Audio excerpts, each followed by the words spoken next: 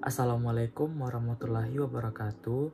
Perkenalkan, nama saya Muhammad Rozan Zamir, NIM G701-21089 dari Fakultas Matematika dan Ilmu Pengetahuan Alam, jurusan Farmasi, Universitas Tadulako.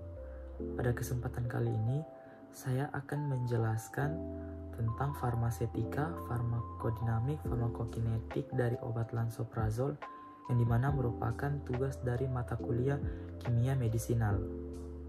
Oke, langsung saja kita masuk ke pembahasan obat yang akan saya jelaskan pada kali ini, yaitu obatnya lansoprazol, yang dimana pengertian lansoprazol itu adalah obat yang termasuk dalam kelas penghambat pompa proton atau PPI yang digunakan untuk mengurangi produksi asam lambung di dalam lambung. Obat ini biasanya diresepkan untuk mengobati seperti tukak lambung, tukak usus, penyakit reflux gastroesofegal atau GERD, dan kondisi lain yang terkait dengan kelebihan produksi asam lambung. Lansoprazol itu sendiri juga bekerja dengan menghambat kerja pompa proton dalam sel-sel lambung yang bertanggung jawab untuk memproduksi asam lambung. Dengan mengurangi produksi asam lambung, obat ini membantu mengurangi iritasi dan kerusakan pada lambung dan esofagus yang disebabkan oleh kelebihan asam lambung. Untuk penggunaan lansoprazol itu sendiri harus sesuai dengan petunjuk dokter dan dosis yang ditentukan. Untuk efek samping yang umum termasuk sakit kepala, diare, mual, perut kembung, atau ruam kulit. Sebagian besar efek samping ini bersifat ringan dan tidak memerlukan perhatian medis, namun jika Anda mengalami efek samping yang serius atau mengkhawatirkan, segera konsultasikan dengan dokter atau profesional kesehatan. Oke, kita lanjut ke berikutnya, yang itu dimana bisa masuk ke pendahuluan, dimana itu saya akan menjelaskan tentang pengertian dari farmasetika.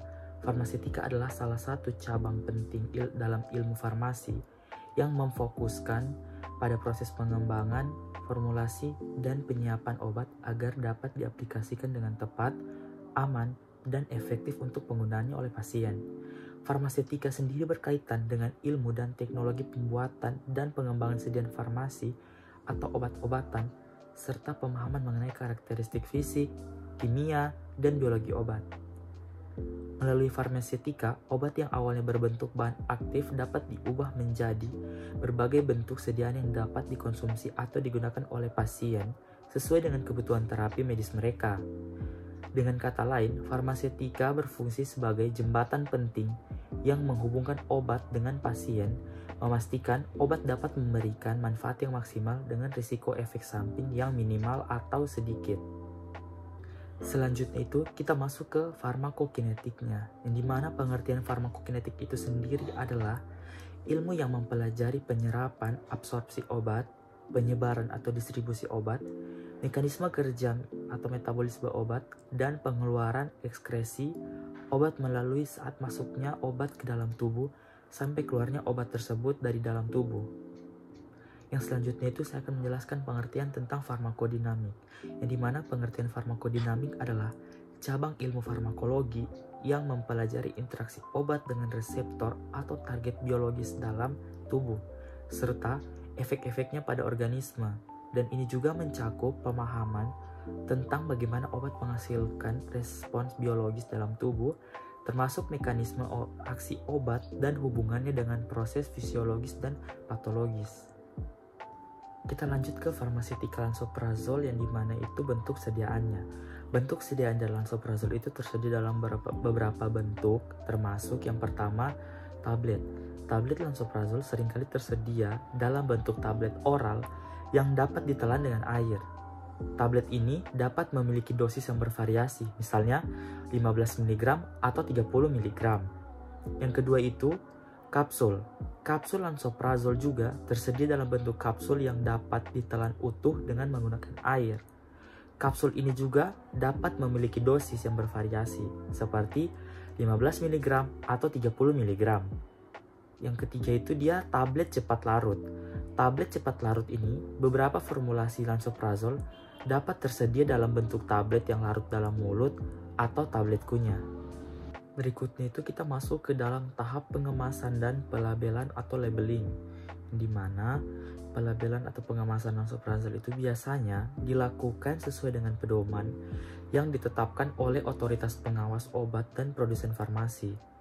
Berikut ada beberapa hal yang harus saya sampaikan dalam pengemasan dan pelabelan lansoprazol atau labeling. Yang pertama itu ada kemasan primer, di mana lansoprazol biasanya disediakan dalam bentuk tablet atau kapsul dan dikemas dalam blister foil, botol plastik, atau kemasan lainnya, kedap udara, dan dilengkapi dengan tutup yang aman. Kemasan primer ini membantu melindungi obat dari paparan cahaya, kelembaban, dan kontaminasi. Untuk kedua itu label produk atau produk.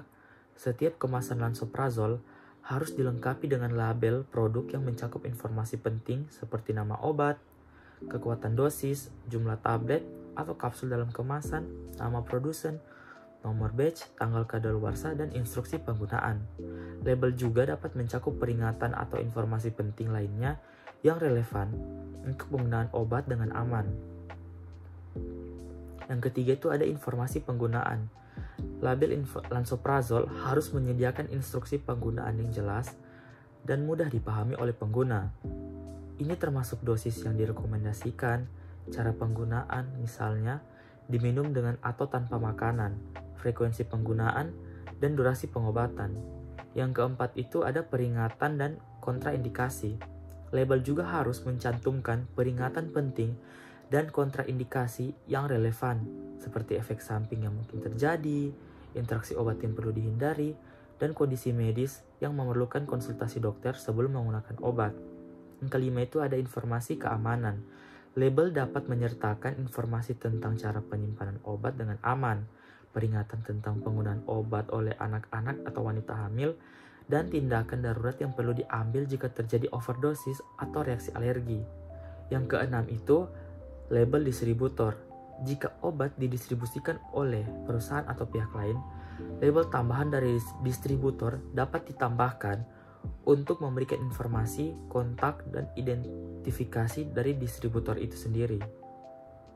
Masuk ke tahap dosis dari obat lansoprazol, yang dimana dosis penggunaan lansoprazol tergantung pada kondisi medis yang sedang diobati, tingkat keparahan kondisi, serta respon individu terhadap pengobatan. Di bawah ini akan ada beberapa pedoman umum atau dosis penggunaan lansoprazol yang saya jelaskan, yang dimana pertama itu ada penyakit reflux gastroesofageal atau GERD, yang dimana dosis dewasa itu biasanya dosis awal itu 15 mg atau 30 mg sekali sehari. Diberikan sebelum makan. Dosis dapat disesuaikan oleh dokter sesuai dengan respon pasien. Untuk dosis pada anak-anak, biasanya itu disesuaikan berdasarkan berat badan dan kondisi medis pada anak tersebut.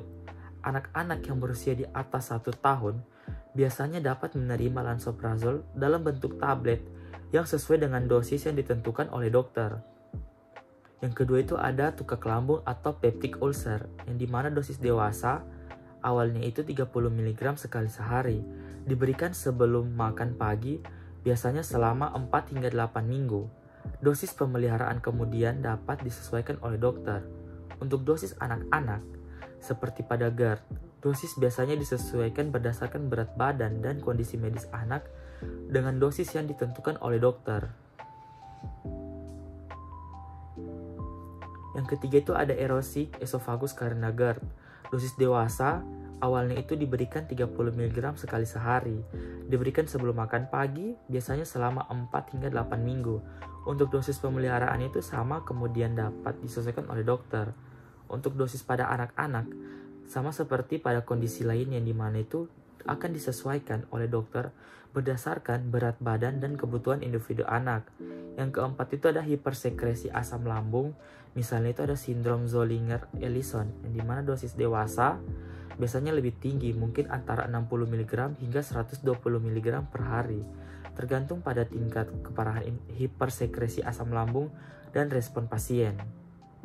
Dan juga untuk penyimpanan lansoprazol itu, saya ingatkan kembali, harus disimpan pada suhu ruangan yang stabil, biasanya antara 20 derajat Celcius hingga 25 derajat Celcius atau 68 derajat Fahrenheit hingga 77 derajat Fahrenheit, dan hindari paparan langsung terhadap cahaya matahari dan menjauhkannya dari kelembaban yang berlebihan. Farmakodinamik lansoprazol adalah agen penghambat pompa proton PPI yang bekerja dengan menghambat pompa proton H+, K+, ATPase dalam sel-sel parietal lambung. Ini adalah enzim yang bertanggung jawab atas produksi asam lambung dalam lambung.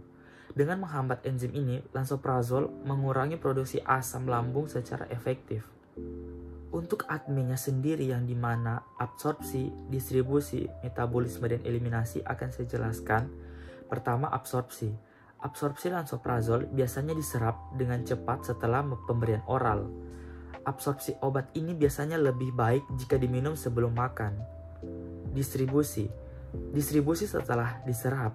Lansoprazol didistribusikan ke jaringan tubuh, termasuk lambung, di mana ia bertindak pada sel-sel parietal. Metabolisme.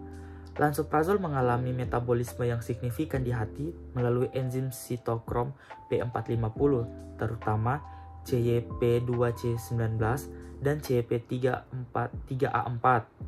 Metabolisme ini menghasilkan metabolit aktif yang kemudian diekskresikan dalam urin dan empedu.